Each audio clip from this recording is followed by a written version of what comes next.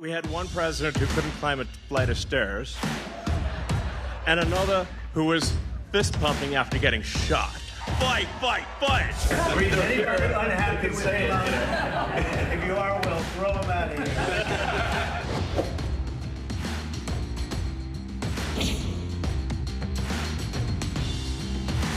You know, he could lose a lot more than that. I can tell you right now. I don't know. I think we'll have to take a look.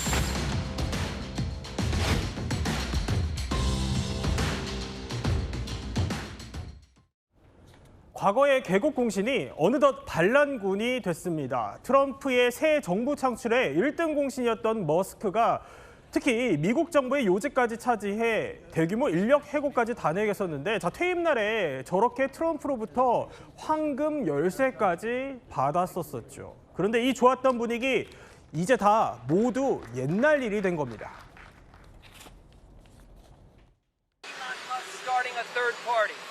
I think it's ridiculous to start a third party. We have a tremendous success with the Republican Party. The Democrats have lost their way, but it's always been a two-party system. And I think starting a third party just adds to confusion. It really seems to have been developed for two parties. Third parties have never worked. So he can have fun with it, but I think it's ridiculous. 자, 그러니까 무슨 일이냐? 머스크는요, 트럼프가 추진하는 감세법이 미국을 파산시킬 수 있다면서 이렇게 신당 창당을 선언했습니다. 그러자 기다렸다는 듯 트럼프 조금 전에 이거는 탈선 사고다, 또 터무니없다면서 강력하게 비판하고 나섰습니다. 최전봉 교수님, 네. 이 정도면 두 사람의 관계 거의 돌이킬 수 없는 강을 건넜어요. 그런 관계라고 볼 수밖에 없죠. 사실 지난달에 1차적으로 충돌이 한번 있었어요. 감세 네. 법안에 대해서 반대 입장을 냈었는데 그런데 머스크가 약간 꼬리를 내리면서 봉합되는 듯한 모습을 보였거든요. 그런데 이 법안을 추진하면서 실제 서명까지 들어가자 머스크가 다시 반격을 시작을 했습니다. 바로 신당 창당의 가능성을 띄우더니 결국 신당 창당을 했다고 밝혔는데 예. 이름은 아메리카당입니다. 그 당을 만들겠다고 얘기를 했는데 사실은 이제 트럼프 입장에서는 이런 모습이 달갑지 않잖아요. 그래서 자신의 최근 자신이 전기차에 대한 보조금을 좀 깎고 삭감하고 네. 그다음에 테슬라하고 정부와의 계약 관계를 끝내고 이런 것들 때문에 일론 머스크가 화가 났다. 그래서 완전히 이래서 벗어나서 사실상의 탈선 사고를 냈다고 얘기를 하고 있고요. 그리고 이제 일론 머스크는 여기 대해서 여러분들에게 일반 국민들에게 자유를 돌려드리기 위해서 아메리카당이 창당됐다라고 얘기를 했습니다. 트럼프는 어떤 얘기까지 했냐면 머스크의 사업체에 대해서도 불이익을 줄 수 있다고 얘기하고 또 하나 추방도 할 수 있다. 이런 얘기까지 예. 건넸습니다. 자, 머스크는 왜 통제불능의 탈선 열차가 됐다고까지 빗대졌을까요? 물론 트럼프 입장에서는 표면적으로는 감세법에 대한 의견 충돌이다 이렇게 설명을 하고 있지만 이미 두 사람이 한창 친했을 때도 사실 감세법은 추진 중이었습니다. 허주연 변호사, 그러면 진짜 속사정은 따로 있는 거 아니에요? 사실 이번에 트럼프 2기 행정부 출범에 있어서 이 머스크의 지원 사격은 정말 결정적인 어떤 한 방이 되었다라고 말해도 무방할 정도로 정말 대단한 어떤 역할을 하긴 했거든요. 네. 이렇게 재정을 들여서 지원을 할 때는 결국에는 머스크가 자기 어떤 입김이 앞으로의 정책에 반영이 돼서 뭐 인사도 자기가 어느 정도 원하는 사람을 앉히고 그리고 앞으로의 정책 방향도 자기가 원하는 것 쪽으로 나아가서 결국에는 자기 사업에 도움이 되고 네. 영향력을 행사하기 위해서 그렇게 했던 거 아니겠습니까?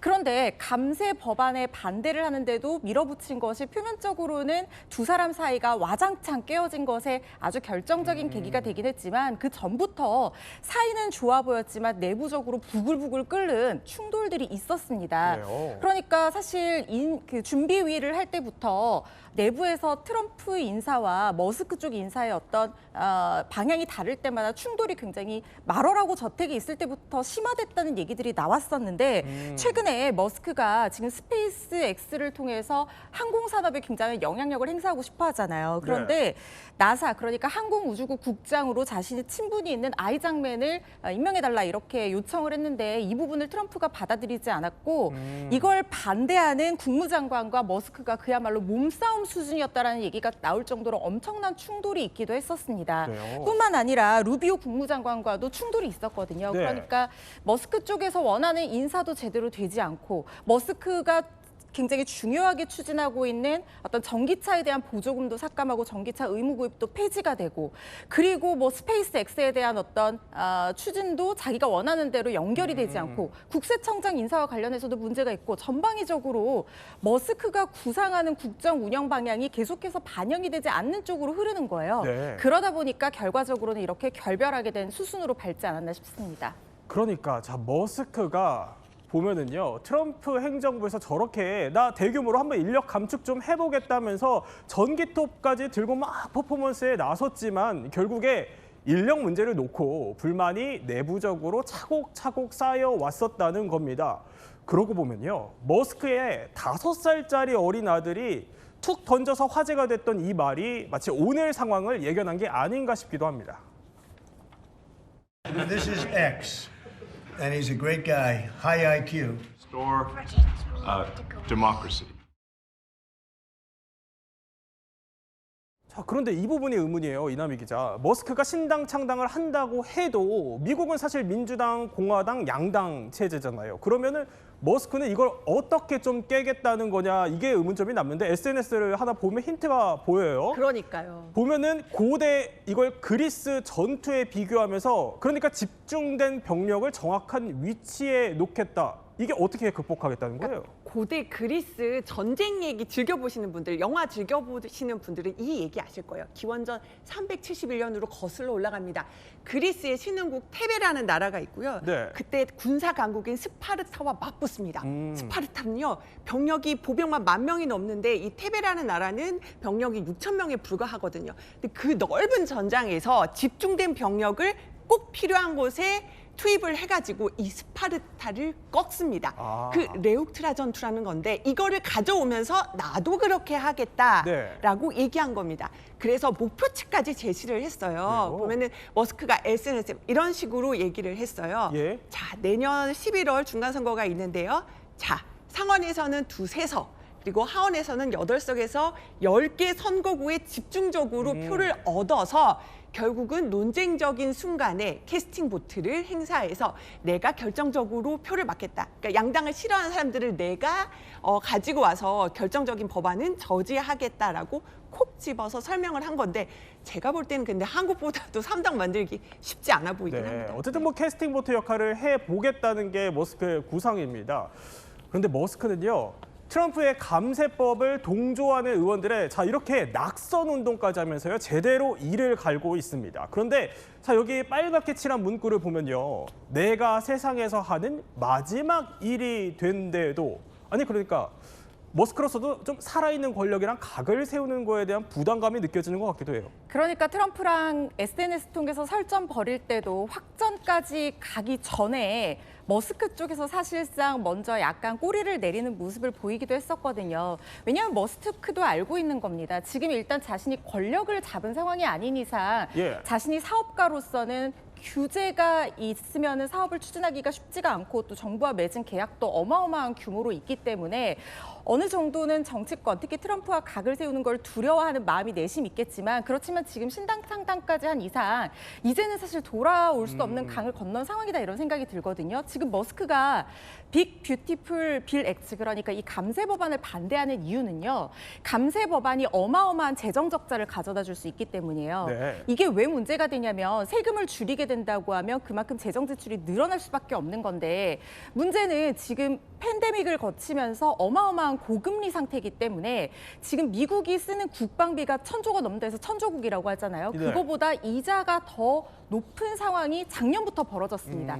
만약에 이런 상황이 계속해서 유지가 된다라고 하면 미국의 재정이 상당히 위기 상황으로 전락할 수가 있거든요. 머스크가 두려워하는 부분은 바로 이런 부분이기 때문에 이 감세 법안에 동조를 한 것이 사실상은 매국노나 다름없다. 지금 이렇게 강하게 비판을 하고 있는 거거든요. 네. 머스크가 주장한 것은 선택과 집중을 해야 된다. 그러니까 자신이 몸담고 있는 전기차 사업 그리고 태양광 같은 미래 먹거리에만 집중적으로 투자를 하고 정부 효율부 수장으로서 나머지 지출은 줄이자라고 얘기를 했는데 지금 트럼프의 기조는 완전히 이와 반대로 가고 있는 상황이거든요. 그래서 지금 제3당까지 창당을 하면서 맞서고 있는 상황인데 사실 미국의 역사가 공화당과 민주당의 양당 기조가 굉장히 뚜렷했고 뭐 재벌이라든가 유력 인사가 제3당 창당하려는 시도를 했지만 한 번도 성공한 적은 없습니다. 없었어요. 네. 그런데 만약에 경제 위기까지 맞물린다고 하면 이번 머스크의 신당 창당이 성공하는 것은 아닐까 하는 시각도 있습니다. 그렇군요.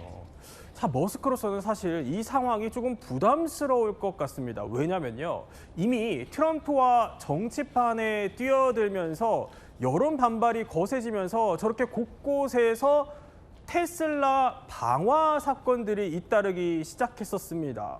그러니까 저런 상황들이 좀 주변에서 있어 왔기 때문에 이번 신당 창당이 어떻게 보면 승부수가 될지 아니면 트럼프 말대로 머스크가 정말 남아공으로 추방될 가능성까지도 있지 않을까요? 뭐 그럴 가능성을 저는 배제할 수 없는데요. 사실 이제 머스크 입장에서는 선거에서 공화당의 의원들 중에 상하원 의원들 중에 트럼프의 반기를 들면서 불출마를 선언하거나 또는 공청 신청인데 공청이 안 될 수도 있잖아요. 이런 사람들을 영입해서 지금 정당을 만들겠다는 그런 계획을 갖고 있는 걸로 보입니다. 실제 미국의 조사를 보니까요. 네. 니 드루트먼이라고 하는 회사에서 2022년도에 조사를 했는데 자기를 중도, 즉 양당을 지지하지 않는 중도층이라고 표현한 사람들의 숫자가 39%, 약 40% 가깝거든요. 그래서 이 정도라고 하면 충분히 3당으로서 가치가 있지 않겠나, 성공 가능성이 있지 않겠나 이렇게 전망하는 분들이 많이 있는데 뭐 미국에서 좀 계신 분들은 알겠지만 뭐 대를 이어서 공화당이든 민주당이 지지하는 경향이 좀 셉니다. 그래서 제3당이 성공할 가능성은 낮고 또 네. 언론들이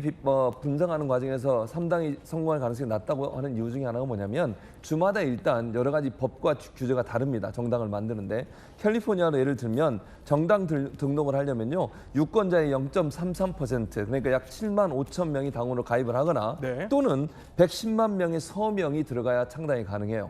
그리고 그걸 계속 유지를 하려면 아까 말씀드린 유권자의 0.33%가 정당으로 당원으로 계속 가입을 해 있어야 되고요. 아니면 주 선거에서 최소 2% 이상을 득표해야 되는데 이걸 얻기가 어려울 거다라고 하는 전망이 우세한 상황입니다. 자, 이런 CEO의 배수진에 테슬라에 투자한 이른바 서학개미들의 고민도 깊어지고 있습니다. 특히 우리나라 사람들이 많이 투자하는 대표적인 해외 주식으로도 알려져 있죠. 반면에 환호가 터져나오는 쪽도 있다고 합니다. 바로 머스크가 이렇게 극찬했던 나라입니다.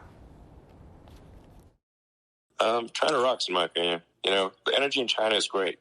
People there's like a lot of smart, hardworking people, whereas I see in the United States increasingly a much more complacency and entitlement, especially in places like the Bay Area and LA and New York. 아니, 중국 SNS에서 머스크를 향해서 형제님이라고 부르고 대통령감이다 이런 극찬까지 나와요? 그게 지금 트럼프의 미국이 중국을 상당히 견제하고 있는 어떻게 보면 좀 대립각을 세우고 있는 상황에서 트럼프와 머스크가 절친인 줄 알았는데 머스크가 트럼프와 관계가 좋지 않아지는데 리창 총리와의 또 관계는 2019년부터 굉장히 두터웠거든요. 네. 지난 4월에 전용기 타고 갑자기 중국으로 날아가서 저렇게 만나기까지 했었거든요. 그러다 보니까 아마 중국에서는 머스크를 응원하는 게 아닌가 싶고 특히 지금 머스크가 중국의 자율주행 관련해서 사업을 굉장히 크게 벌이고 테슬라 공장도 만들려고 하고 있어요. 그렇군요. 그렇다고 하면 중국으로서는 어마어마한 일자리가 창출될 수 있을 것이고 머스크로서는 10억 중국인에게 여러 가지 차를 팔거나 자기의 사업을 할 수 있는 새로운 먹거리와 시장이 열리는 셈이잖아요. 네. 그래서 둘의 밀월 관계가 형성이 돼서 중국인들이 이렇게 머스크를 지지하는 게 아닌가 싶습니다. 세계 최고 갑부의 신당이 그럼 진짜 캐스팅 보트가 될 것인지 찻잔 속의 태풍에 그칠지는 더 지켜봐야 할 것 같습니다.